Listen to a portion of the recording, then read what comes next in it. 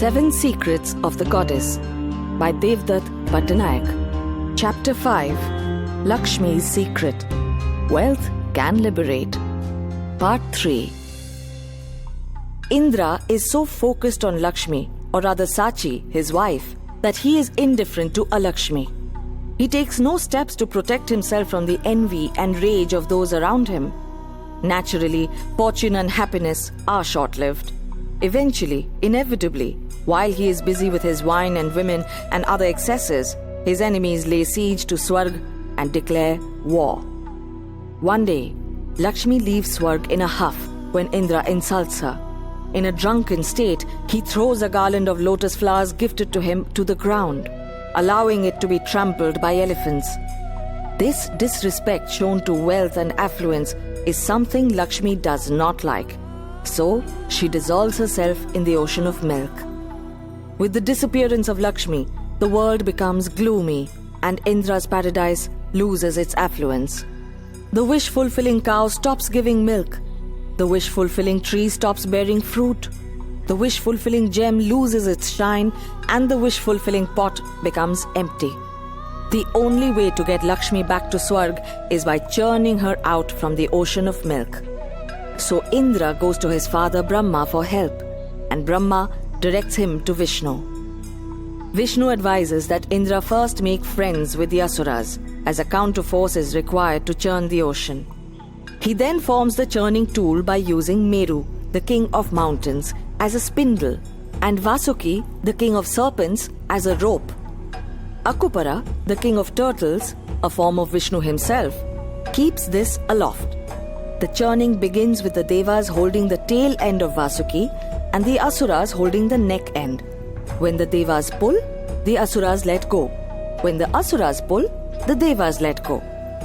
The churning goes on for eons. And finally, from the waters arises Lakshmi, along with all the treasures of paradise. Along with her come Kalpataru, Kamadhenu, Chintamani and Akshay Patra, symbols of wealth. Also with her are the elephant Airavat and the flying horse Uchchaishrava, both white as milk, symbols of royal power. Also with her is Rambha, the most beautiful damsel, who is well versed in all forms of pleasure, and Soma, the moon god, the most handsome and romantic of men. Lakshmi also brings with her a pot of Amrit, the nectar of immortality. This is sought by everyone, but Vishnu tricks the Asuras and ensures only the Devas get to drink the Amrit. The Devas, rendered immortal, then rise to their heaven with Lakshmi and everything that brings prosperity, power and pleasure. But there is one change. Lakshmi herself chooses to go to Vishnu. She is drawn to him. This is significant. It establishes Vishnu as superior to Indra. Indra may have defeated the Asuras, but it is Vishnu who enabled the victory. And even though Vishnu enabled the victory, he does not claim the much sought after Amrit. They may seem similar, but there is a vast difference between Indra and Vishnu. This difference is not about form, but thought. Indra's name alludes to Indriyas, or sense organs. Indra symbolizes the mind that enjoys pleasure, hoards wealth, and feels constantly threatened by others. He only wants to satisfy his needs and wants.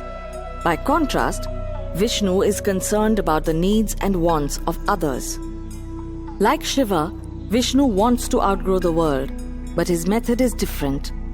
While Shiva withdraws from society to outgrow his hunger, Vishnu engages with society to outgrow his hunger.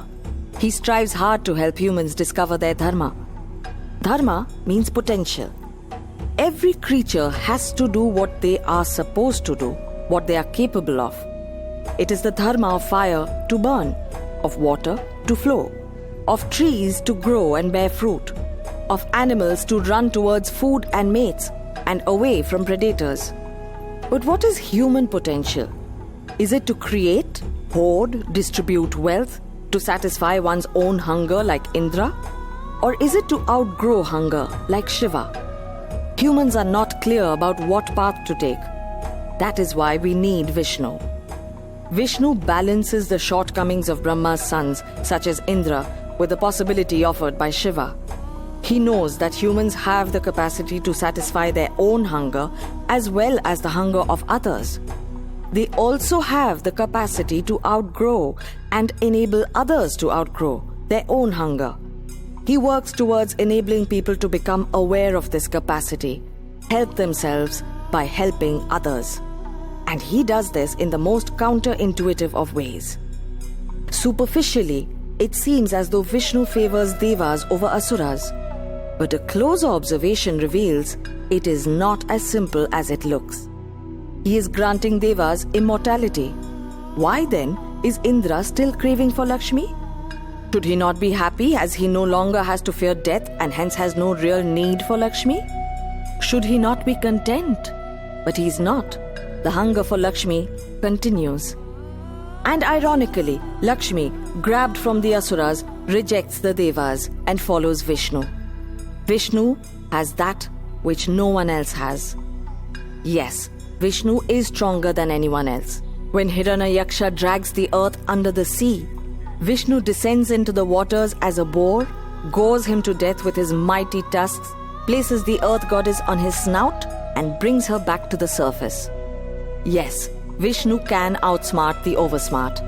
When Hiranyakashipu secures a boon that makes it impossible for him to be killed during the day or night, inside a dwelling or outside, on the ground or in the air, by a weapon or a tool, by a human or an animal, Vishnu takes the form of a monster, neither lion nor human, and kills him at twilight, neither day nor night, on the threshold, neither inside nor outside, on his lap, neither on the ground nor in the air, using his claws, neither a weapon nor a tool. But, like Shiva, Vishnu knows that food does not satisfy hunger. It only amplifies hunger. One can never satiate human needs and wants.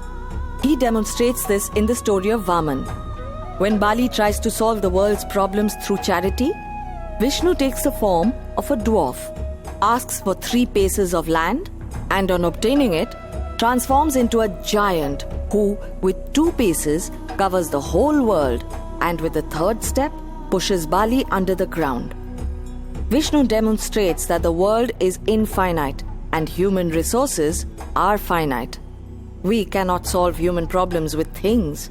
We need to pay attention to thoughts. Only when humans expand their mind can they recognize their own fears and empathize with the fears of those around them. To do so is human dharma. This focus on thoughts rather than things is what makes Vishnu attractive to Lakshmi. She sits next to him when he is Varaha, admiring the thought behind his strength. She sits next to him when he is Narsimha, admiring the thought behind his cleverness. She sits next to him when he is Hayagriva, the horse-headed one, who explains the secret of the scriptures to the sages. And this secret has nothing to do with matter. It has to do with the human mind. While Western philosophy focuses only on science and society, Indian philosophy puts greater emphasis on psychology. In the human mind is the seed of all human problems and all human solutions. Chapter 5. Lakshmi's Secret. Wealth Can Liberate. Part 2. Chapter 5. Lakshmi's Secret. Wealth Can Liberate. Part 4.